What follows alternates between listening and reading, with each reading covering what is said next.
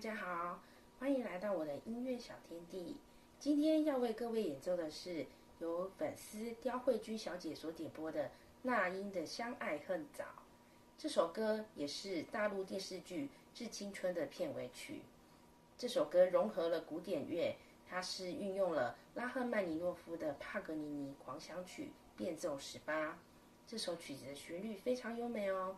那接下来我就为大家带来这首《相爱恨早》的演出，谢谢。